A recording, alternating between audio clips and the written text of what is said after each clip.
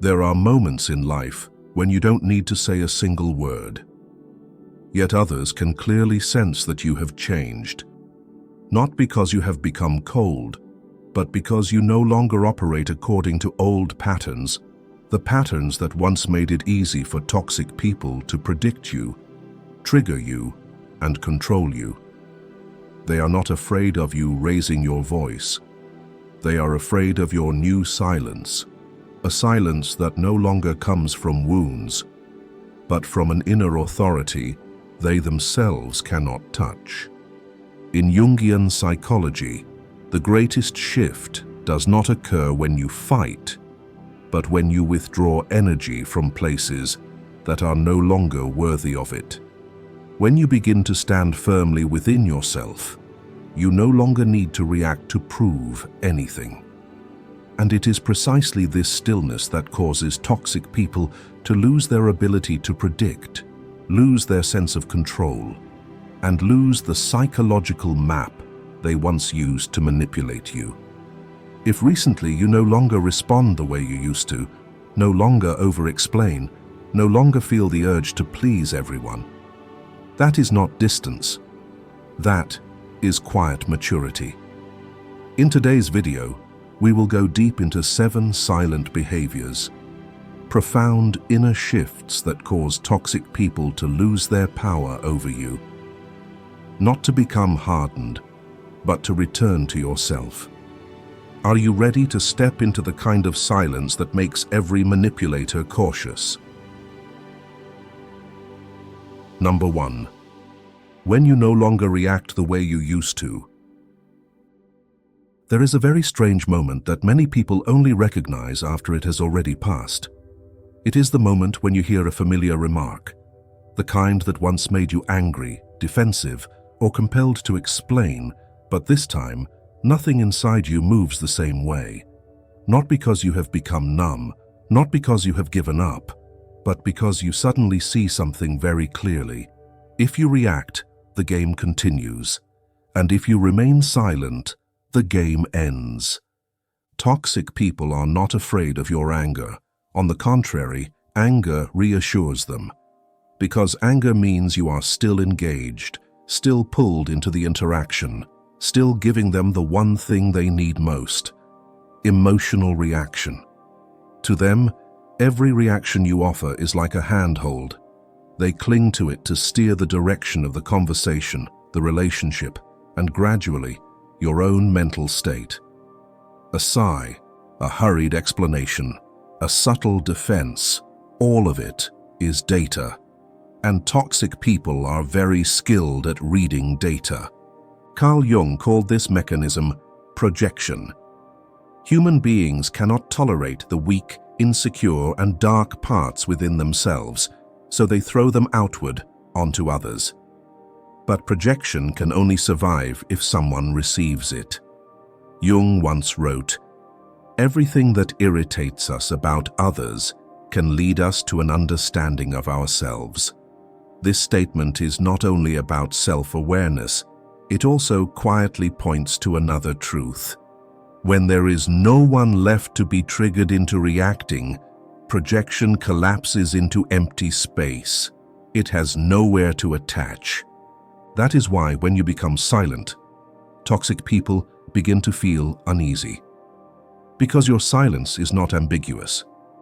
It is a void that offers them no data. Before, every time they provoked you, you explained. Every time they distorted the story, you tried to clarify. Every time they acted disappointed, you felt guilty and tried to soothe them. Those reactions unintentionally formed a familiar script, where your role was always to respond, and their role was always to activate. When you stop reacting, that script collapses.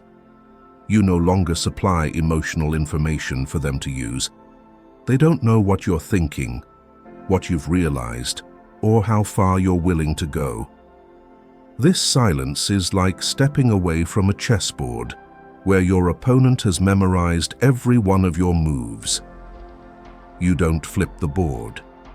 You simply stand up and walk away. and that is precisely what frightens them. Imagine someone who is used to holding the strings. Every time they pull, the puppet moves. Then one day, they pull the strings and nothing happens. Not because the strings broke, but because the puppet is no longer there. Your silence is the same.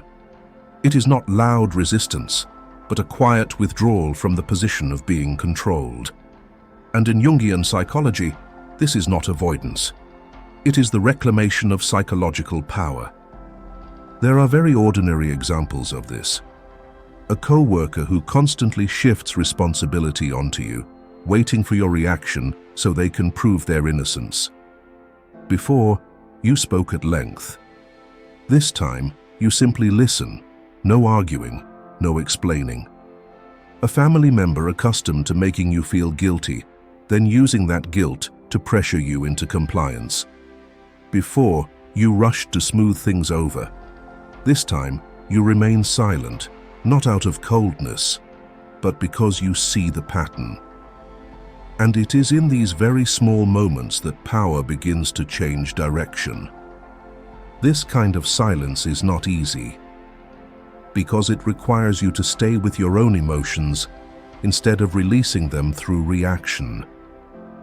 It demands an inner steadiness where you no longer need to prove that you are right, kind, or undeserving of such treatment. You know it, and you no longer need external confirmation.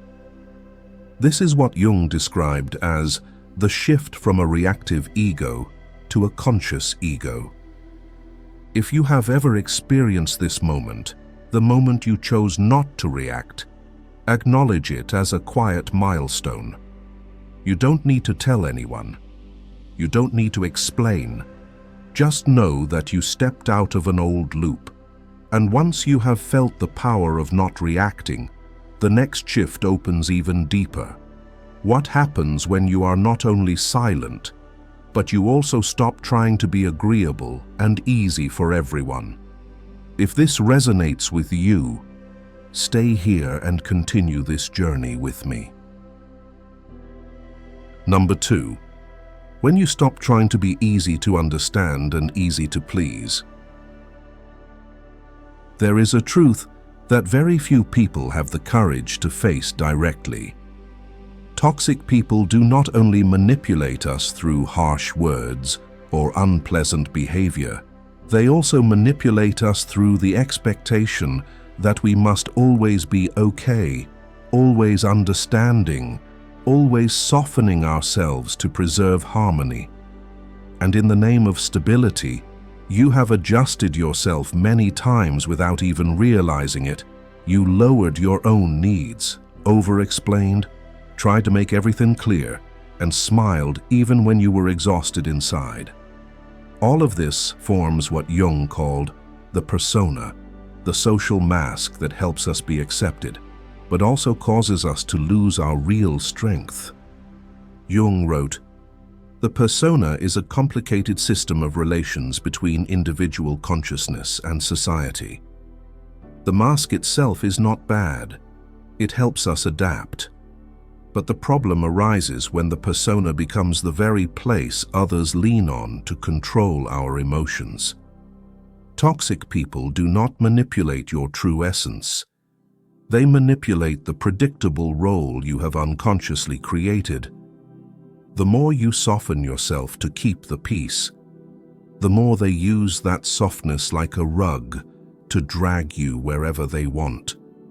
Imagine an actor who has played the same role for too many years. The audience becomes so accustomed to that role that they believe it is who he truly is. Then one day, he steps onto the stage and no longer performs. He stands upright, silent, without the familiar smile, without delivering the lines they expect. The audience becomes confused, unsettled, even angry, not because he has done something wrong, but because he has shattered their expectations. The same thing happens with toxic people. They are not afraid of your change.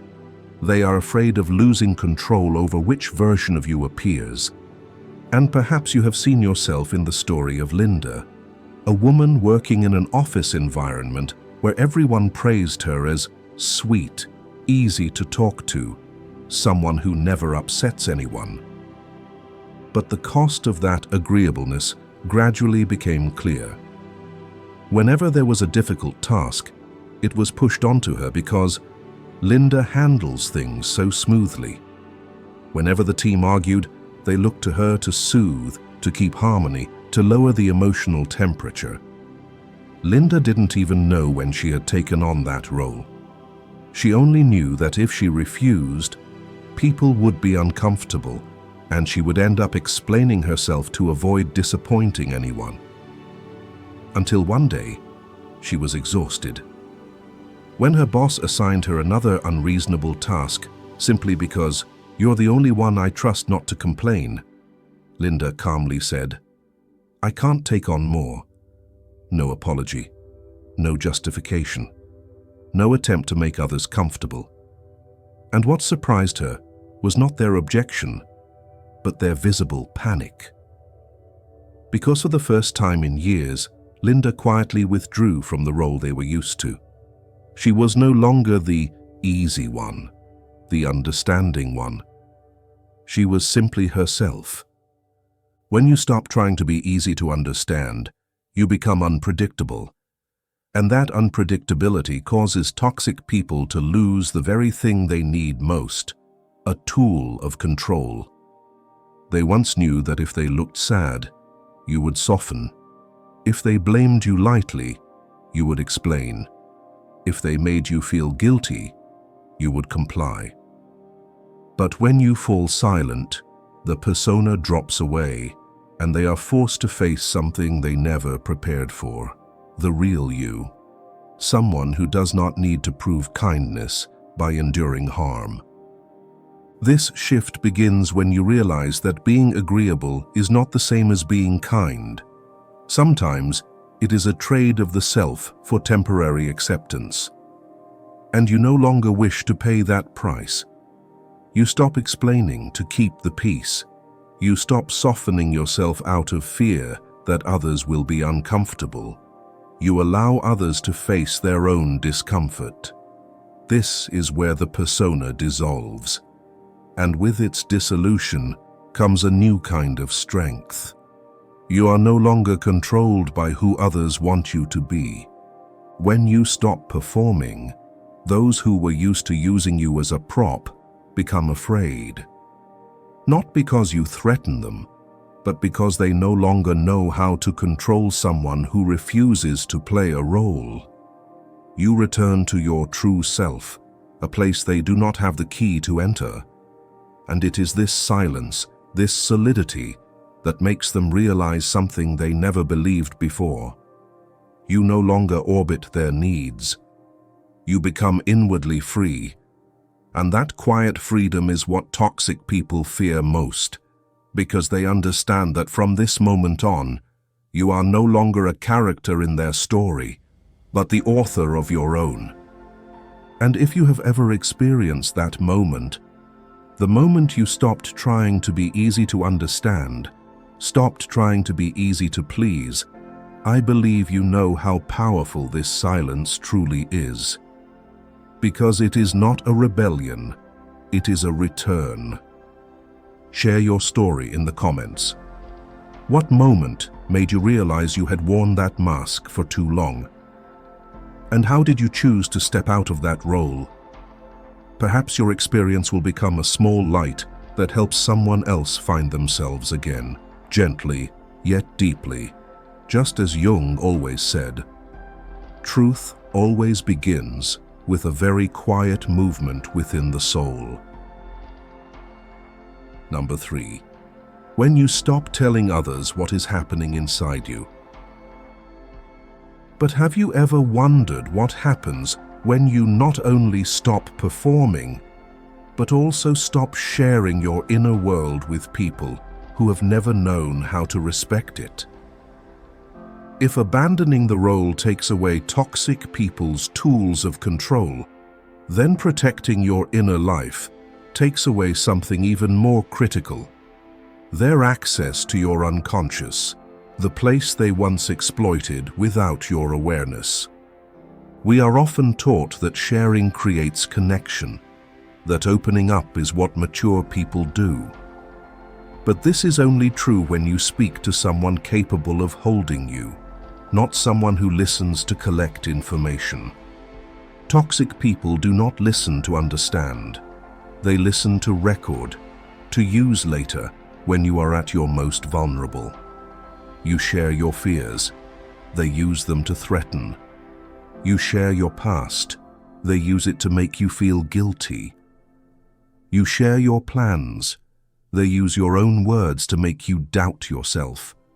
And one day, you realize that everything you revealed, piece by piece, became raw material for someone else to control your emotions. Jung wrote, "There is no coming to consciousness without pain." And part of the pain of awakening is realizing that not everyone deserves access to your deepest layers. The inner world, according to Jung, requires a protected space to mature, just as a seed needs darkness to sprout.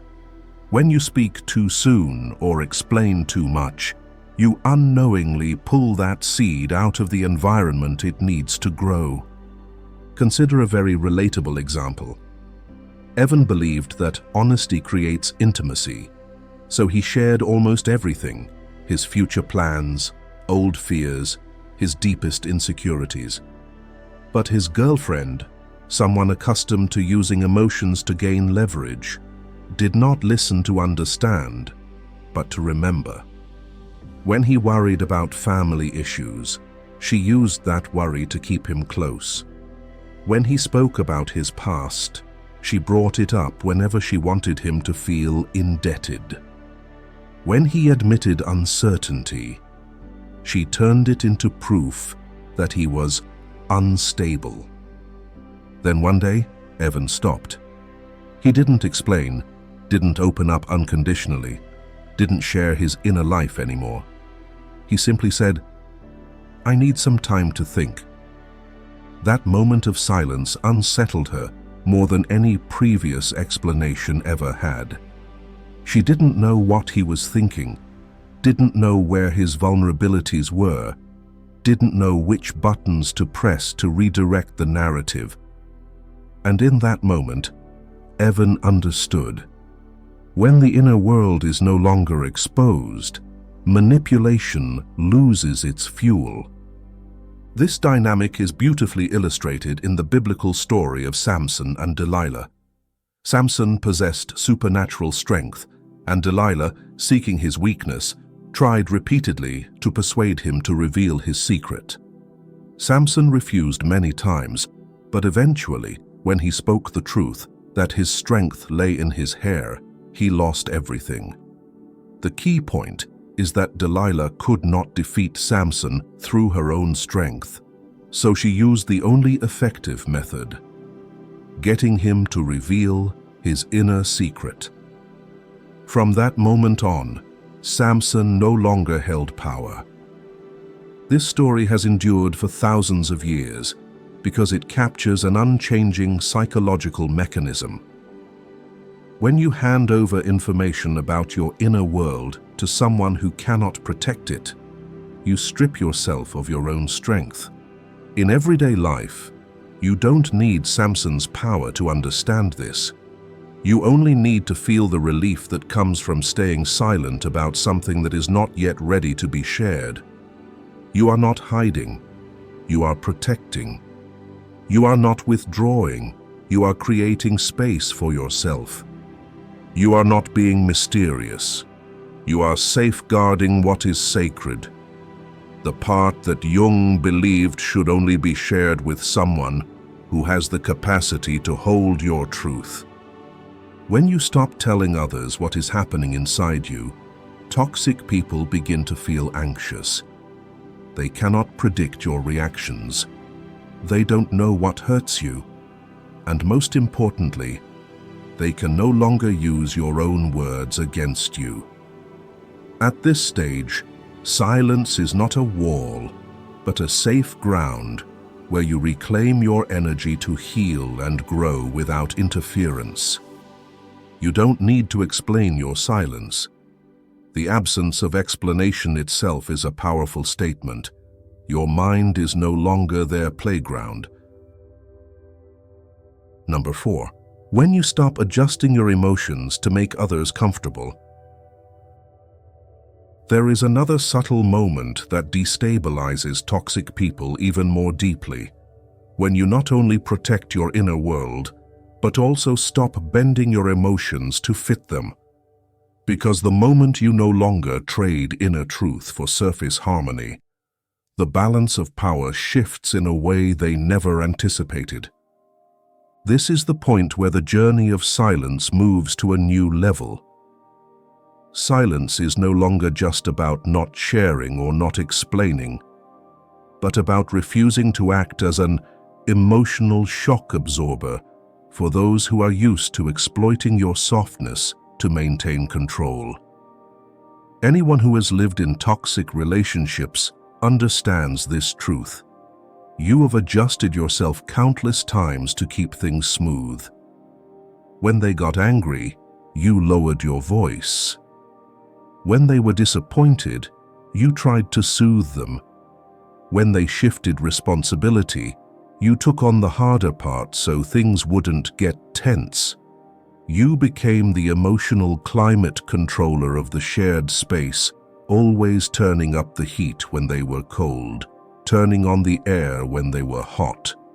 And the cost was that you never knew what temperature you yourself were living at.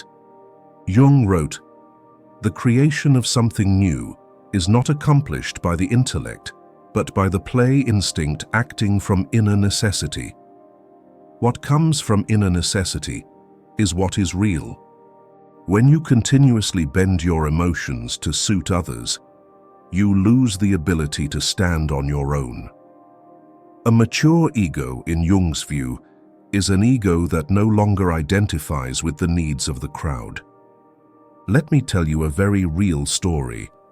Sarah was often described by friends as easygoing, reasonable, someone who never causes tension. In every relationship, she played the role of peacekeeper. When her boyfriend was upset, she spoke gently. When he blamed her, she apologized first to make things pass quickly. When there was conflict, she chose silence. She believed she was preserving love, but in reality, she was trading her own emotions for others' comfort. One day, after an unreasonable argument, Sarah stopped apologizing, stopped explaining, stopped soothing. She simply said, "I'll let you feel what you need to feel." No debate, no yielding, no carrying someone else's emotions anymore. And that silence unsettled her boyfriend more than any apology ever had, because he could no longer control the emotional climate he'd relied on to maintain power. Imagine a lake. When the wind blows, the surface ripples. When the sun shines, it reflects light. When it rains, waves form. The surface constantly changes with the environment. That is who you are before you learn to stand independently. When the ego matures, you are no longer the surface reacting to every condition. You become the rock at the bottom of the lake, still, stable, not defined by external weather. The surface may change, but your core does not. Neuroscience shows that people who constantly regulate emotions for others exhibit heightened activity in brain regions associated with hyperempathy, excessive attunement that leads to exhaustion. Their nervous systems are trained to scan the environment continuously, detecting who is sad, who is angry, who is disappointed, then immediately adjusting themselves to keep things calm. The problem is that the nervous system is not designed to live in a state of constant monitoring and regulation. When you stop trying to control the emotional atmosphere, your nervous system can return to its natural rhythm, light, clear, and free. So what happens when you remain silent and stop acting as an emotional filter for others? Toxic people lose their balance. They are accustomed to you soothing them so they don't have to face their own shadows. They are accustomed to you carrying their emotions so they don't have to take responsibility. They are accustomed to you being soft so they can be hard. When you stop, they are forced to confront what they have always avoided: themselves. Without someone to neutralize the tension, they must experience the natural consequences of their own behavior. And that frightens them. When you stop adjusting your emotions to maintain harmony, you send a message without words. I no longer live to make you comfortable. This neutrality strips power from those who once controlled your inner atmosphere. You don't argue or declare. You simply stand in your true emotions and allow others to be responsible for their reactions. This is the quietest form of power. The person who does not need harmony cannot be controlled. If you have spent a lifetime playing the role of peacekeeper, and today you are learning to stand upright in your own emotional truth, let me know you've read this far. Comment one word: stillness. One simple word, but a sign that you are stepping out of an old role and returning to the strongest part of yourself, the part no one can control anymore. Number 5. When you remain silent and allow them to face themselves. And when you stop adjusting your emotions to keep anyone comfortable, you begin to see a deeper layer of silence, a place where you no longer participate in other people's emotional games. This is the moment when silence not only protects you, but becomes a psychological mirror that forces toxic people to confront what they fear most: themselves. Because have you ever wondered what happens when they no longer have anyone to blame, trigger, or react against? The truth is that most of their power comes from your reactions. When you are angry, they can discharge their anger. When you are afraid, they can control you. When you explain, they gain room to twist the narrative. But when you are silent, that structure of power collapses into a void, and that void is where the shadow rises. Jung once wrote, "Everything that irritates us about others can lead us to an understanding of ourselves." But for toxic people, they do not want to understand themselves. They only want to unload. They use you as an emotional container, a place to dump everything they do not want to hold: anger, insecurity, envy, wounds. When you react, they have somewhere to deposit those dark parts. But when you are silent, the container disappears, and whatever they throw comes falling back onto them. In a Jungian therapy session, I once heard the story of two close friends, Emma and Chloe, who had been inseparable since college. Chloe always treated Emma as a safe place to unload her emotions. Every time she was disappointed, she sent long messages full of complaints. Every time she was upset, she called and cried for hours.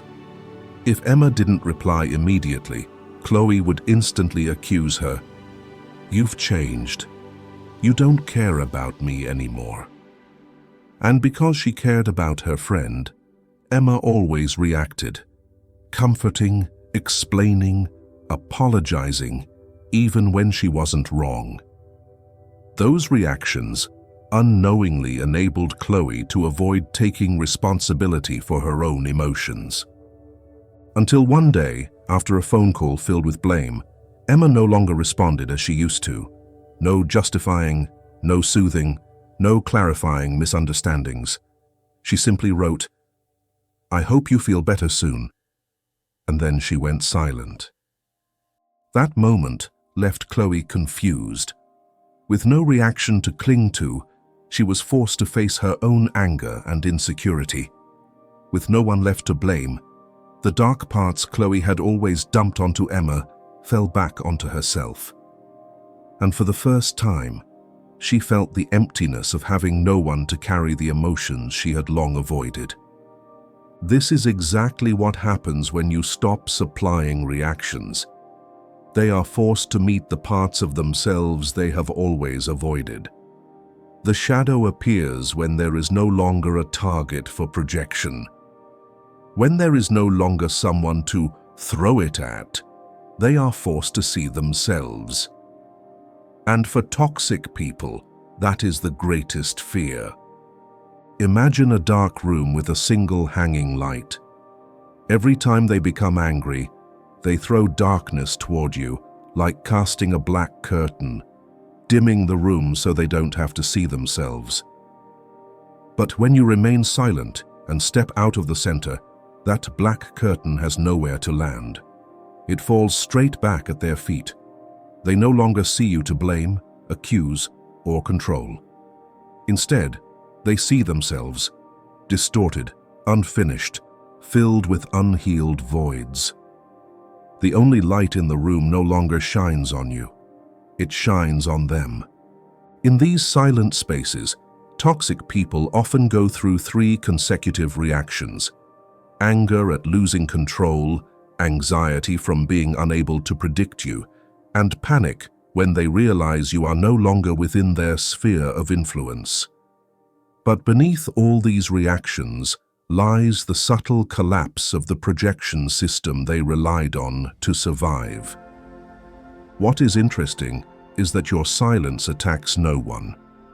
It simply stops allowing others to use you as an emotional dumping ground.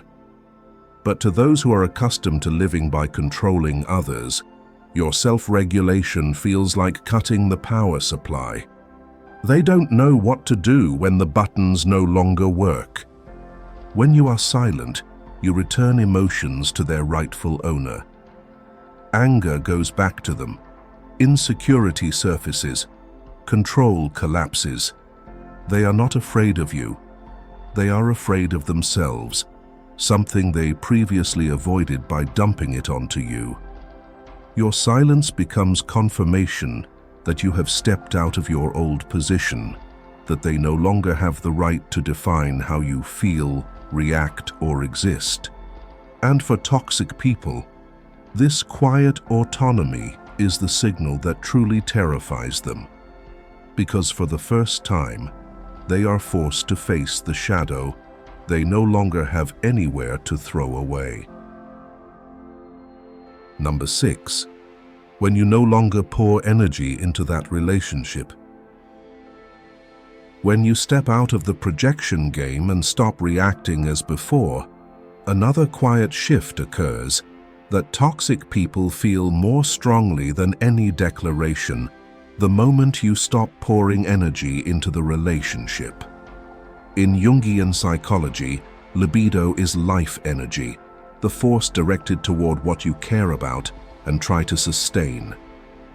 And what few people realize is that toxic people do not live off your love, but off the libido you pour into them, the effort to fix things, the reactions, the clinging, the fear of losing them. As long as that energy continues to flow toward them, they feel powerful. But when you become silent and redirect that flow back to the self, they begin to panic, because their power never resided in you. It resided in what you invested in them. Jung once wrote, "Where your fear is, there is your task." And often your task is not to cling or explain, but to withdraw energy to where it truly belongs. The deepest fear of toxic people is becoming irrelevant, no longer occupying the center of your emotional world. They fear silence, not because it is cold, but because it proves one thing: the relationship is no longer being nourished by your energy. Consider a well-known Hollywood story involving Selena Gomez, who spent years in a highly chaotic emotional relationship with Justin Bieber. The public focused on the drama, But psychological observers focused on something else: energy flow. In an interview after leaving that relationship, Selena explained that she had invested enormous energy into fixing, beautifying, saving, and explaining why things weren't working. But one day, she stopped investing energy into the chaos. She no longer sent long messages, no longer chased after fires to put them out, no longer tried to prove love. She withdrew libido from the relationship. And what followed was exactly what Carl Jung described long ago. When energy leaves, a structure with no nourishment collapses on its own. When Selena became silent, the relationship lost its vitality. And the death of a relationship never begins with a breakup. It begins the moment energy withdraws from it. Imagine a fire that looks fierce, but only burns because more wood is constantly thrown into it. Every explanation you once gave, every attempt to soothe or salvage a toxic conversation, was another log feeding that fire. Then one day, you stop. You stop fueling it. You allow the fire to burn what remains, and the truth emerges. It cannot survive on its own. Toxic people are not afraid of you leaving. They are afraid of you stopping the flow of energy into them. Because when the fire goes out, they are forced to confront the emptiness inside themselves. Many relationships do not end with conflict, but with silence. Not silence as punishment, but silence as return, where you withdraw energy, withdraw hope, withdraw efforts that no longer align. And when you do this, toxic people feel a fear they cannot articulate. They are used to your reactions, used to you keeping the relationship alive, used to your effort. They live on it. Now, as libido returns to the self, they lose their supply. To them, it is not just losing a person, it is losing a center of power. One fascinating principle in psychology is that emotional energy does not disappear. It simply changes direction. When you stop pouring it into others, it returns to nourish you. You become clearer about what you need, what you want, what brings you peace. You stop asking, "How can I make them happy?" and start asking, "How can I be well?" And this shift is what frightens toxic people most, because they realize you are leaving their orbit. Every relationship has an energy system. When you are the one sustaining it, you believe you are preserving love or harmony. But in reality, you are sustaining their sense of importance. When that energy withdraws, their dependence begins to die long before the relationship officially ends. This is why toxic people fear your silence more than your anger, because anger is still energy directed toward them. Silence is not. When you no longer pour energy into that relationship, you are silently saying, "I choose myself." And for toxic people, that is the most threatening statement you can make, even without opening your mouth. If you can feel the power of withdrawing energy back to where it belongs, back to yourself, and you sense that you are somewhere on this journey, please like this video. Not just to support the channel, but as a reminder to yourself that every major transformation begins with a quiet choice. Number 7. When you become unpredictable because you have changed from within. But there is a form of silence that unsettles toxic people more deeply than any previous withdrawal, when silence is no longer a behavior, but an inner state.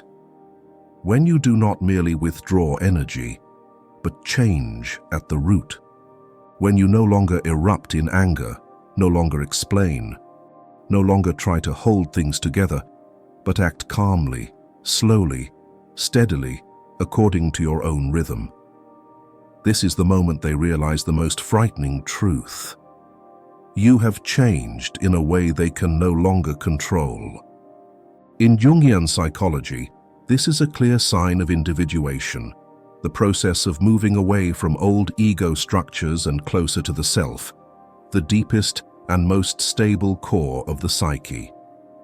Jung wrote, "I am not what happened to me. I am what I choose to become." When you begin to become what you choose, rather than what others expect, you become unpredictable to those who once manipulated you through your old versions. Before, they relied on a very clear map. You would soften when blamed, explain when misunderstood, panic when faced with silence, yield when they appeared hurt. But when you change from within, that map no longer works. You no longer announce decisions early for them to interfere. You no longer explain your changes for them to judge. You no longer share doubts for them to exploit. You act less, observe more, and move in ways only those who live from themselves can understand. A young lecturer named Adrian, who works in a psychology department, once shared his story with the channel. In the past, he openly shared every plan, research topics, directions, even his smallest worries.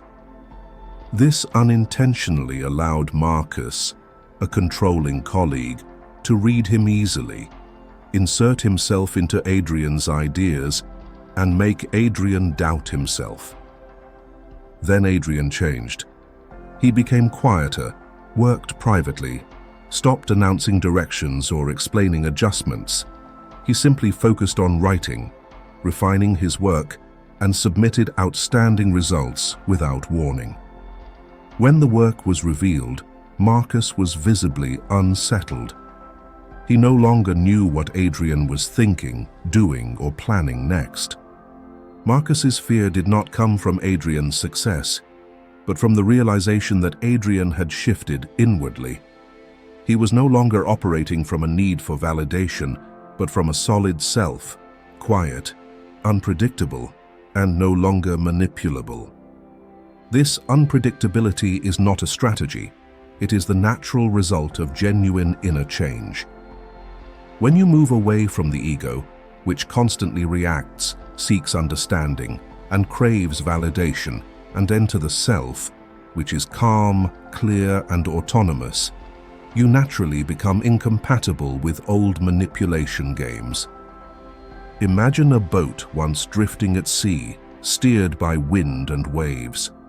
People on shore were used to watching it to read the wind, predict the currents, and guess its destination.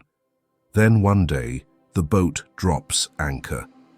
Not because it fears the storm, but because it has found an inner point of stability. The wind may change, the waves may rage, but the boat is no longer carried away. Those on shore become confused because the old signs no longer apply. They cannot predict, pull, or direct the boat as they once did. Toxic people are the same. They are not afraid of you becoming stronger. They are afraid of losing influence over you.